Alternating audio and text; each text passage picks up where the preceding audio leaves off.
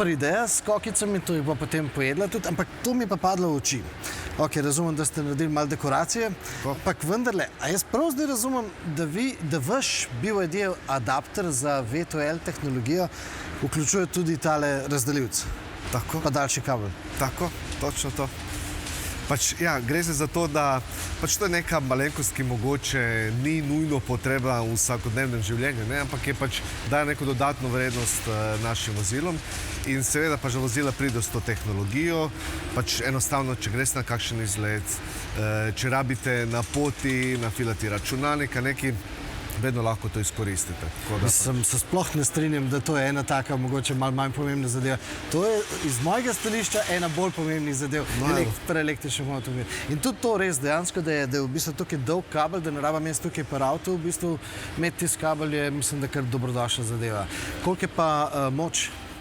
Moč je 3,3 kW lahko pridobite iz avtomobila, ta podaljšek je 5 metrov dolg, tako da dejansko je zelo praktično v primerjavi mogoče z nekimi drugi proizvajalci električnih avtomobilov, ki imajo tudi to tehnologijo V2L, da lahko res povlečete in izkoristite neko daljšo razdaljo, odvisno za kaj boste dejansko uporabili. Ok, ampak moč je taka, da dejansko lahko damo tudi še kakšen ekstra podaljšek. Ja. Posilnico. Ja, dobro, lahko tudi to, če je potrebno, ampak mislim, tle je ideja, odvisno res, če ste na kakšnem pikniku, lahko kafemašino priklopite ali električni žar. Tudi smo že imeli primerjave in naši kupci so priklopili tudi projektor, pa so si projecirali tudi video. Kino na prostem. Tudi je lahko zelo malo bolj romantična zadeva, če tem tako rečem.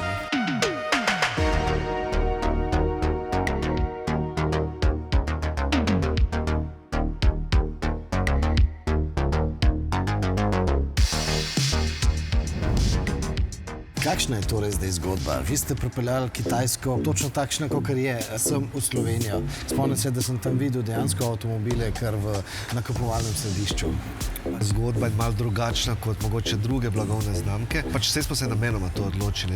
Čeprav je BYD zdaj že precej poznana globalna znamka, še posebej glede na to, da smo največji proizvajalec vozil nove energije, ampak zdaj pri prihodu v Slovenijo smo se odločili, da pridemo v shopping center, ki je neka velika fluktuacija ljudi.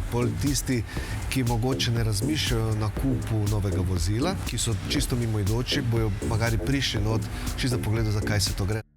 Ljudje enostavno pridejo, se pogovarjajo s prodajalnimi svetovalci, dobijo ponudbe, testna vozila so odzadaj v garaži, funkcionira absolutno kot standardni prodajni salon in to nam pomaga enostavno, da se neka zgodba o BYD-ju čim bolj razširi, tudi čim prej. Zaenkrat lahko rečem, da izjemno dobro funkcionira in daje precej dobre rezultate.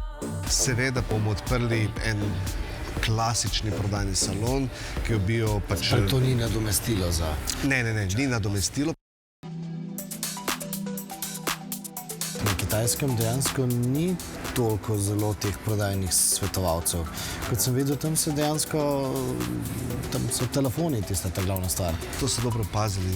Na Kitajskem je pri BYD-ju, ampak tudi pri ostalih je zelo visoka ravna tega prodaje online, ampak ne samo klasične online prodaje, ampak recimo tam v salonih so zaposlene 2 do 3 osebi, ki dejansko prodajajo BYD vozila čez TikTok ali neke druge kanale. Torej, prezentirajo vozilo na TikToku, delajo TikTok live in vmes, ko se to dogaja, enostavno je povezano s prodajalnimi svetovalci, ki izdajo ponudbe in pogodbe se delajo ravno kar na ta način. Pa kako to sploh zgleda v bistvu, kaj gledaš v bistvu TikTok in kako kupiš avto? Kako bi prodajni svetovalec, ko prijete v avto, pa gre z vami se sprehajati okrog avta, razkaže vam tehnologijo, USP-jeve avta, okrog vse, kakšne prostorine, vse. Vse na ist način, samo da je čez TikTok. Mi nismo še tam, V katerem pogledu nismo? Zato, ker je samo gospod na drugi strani, s kateri komunicira?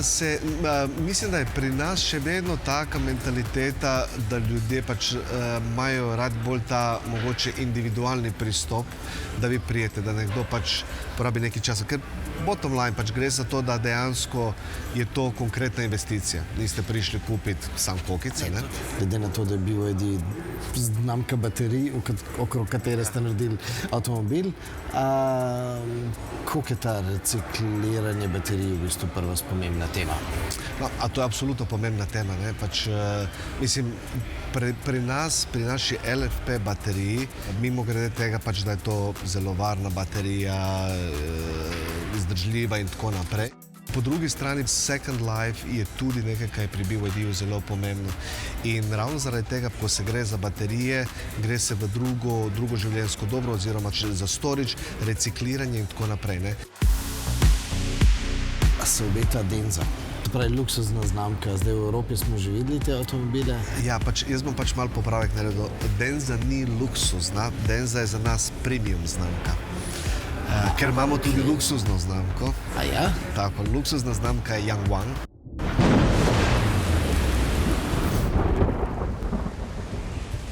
Yangwang, mogoče več ljudi slišalo vsaj nekaj od Yangwang zaradi U9, ki je pač model, ki je zdaj pač najhitrejše serijsko proizvedeno vozilo in je tudi hrvaškega Rimca pretekel, in tako naprej. Zaradi tega pač Yangwang je luksuzna blagovna znamka, a Denza je premium. Pač z Denzo bomo pač zagotovo prišli ali proti koncu tega leta, začetek naslednjega leta.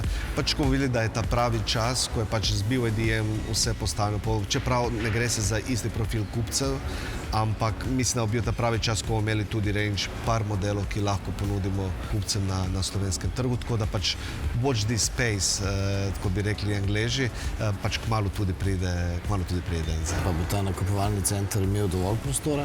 Bojo tam bluze šle ven? Vse do takrat bomo imeli tudi standardni salon, tako da pač... No, ampak a bi Denza pasala v tako okolje? Pasala bi Denza tudi v tako okolje, ja, pasala. Ok, ko mi čakam, da to vidim. Ja. Hvala za ta pogovor.